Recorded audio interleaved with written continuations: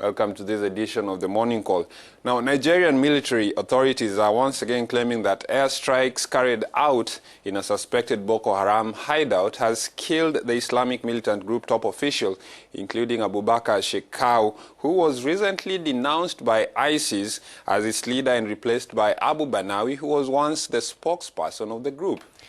The Nigerian army said the airstrikes took place last Friday at the time of prayer in a village in the Borno state near the Sambisa forest. The strikes could have killed some 300 militants, according to the army's report, which might not be accurate, considering the number of times they have announced the death of Abubakar Shekau. Meanwhile, these statements coincided with the arrival of U.S. Secretary of State John Kerry in the country. John Kerry. Well, right now we are being joined by Martin Ewi. He is a security expert with the Security Institute, or rather Institute for Security Studies in South Africa. Thank you for joining us, Mr. Ewi. And just first, before we talk about anything, is the Nigerian Army statement an implication that they're winning the war against Boko Haram? There is already a credibility issue. This is not the first time. The report even, or the media report at least that we are seeing, there is no consistency because some reports say he's fatally injured. Some reports said he's just injured on the shoulder, but without saying whether, is it life-threatening to him or what is it. But that said, I think that, the killing or the elimination of Shekau could actually be a huge blow to the sect. Because there are serious questions being asked whether, the sect that he's leading, will it survive on its own without Shekau? Certainly, a lot of issues will be at stake. He's been a very divisive character. To the extent that those who have been with him because of fear, at least for most of them. He's somebody who is very uncompromising, somebody with very strong opinion. So if he is really eliminated, I think, it could seriously weaken Boko Haram, particularly that very radical faction that is known for indiscriminate attacks on citizens. But it will be far away from, anything defeating Boko Haram. So I don't think that this could be, the end of Boko Haram or anything close to that.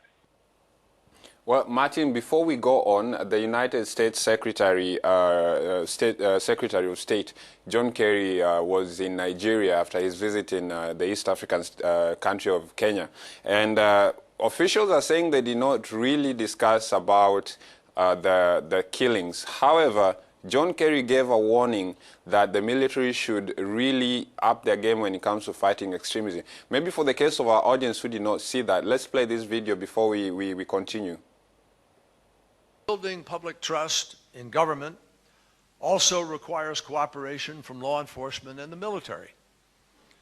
It is understandable that in the wake of terrorist activity, some people are tempted to crack down on everyone and anyone who could theoretically pose some sort of a threat. I caution against that today. Extremism cannot be defeated through repression or just creating fear. Now, Martin, you probably also followed that event where Kerry was talking, and he was also really talking tough. Now, what is he trying to put across to the Nigerian army or the government at large when he speaks on building trust? Well, the Nigerian security forces have come under huge criticism from human rights organizations. Especially Amnesty International and Human Rights Watch, which have documented various reports incriminating Nigerian soldiers for having committed serious human rights abuses, or what they call war crimes, which is very, very serious, for a government to be involved in this. And I think Kerry here is responding to those kind of allegations to say that, this is not the way to go about fighting violent extremism, because To fight violent extremism, you need criminal justice. You need to win hearts and minds. You need also to really look into the root causes of violent extremism. What is it that makes people join groups such as Boko Haram?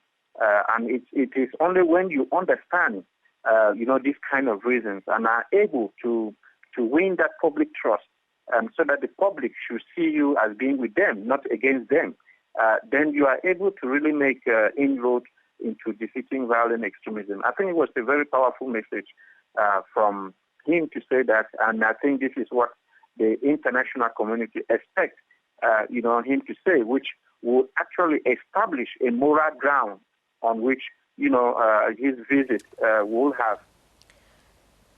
Thank you very much, Mr. Martin Ewi in South Africa. Stay with us here.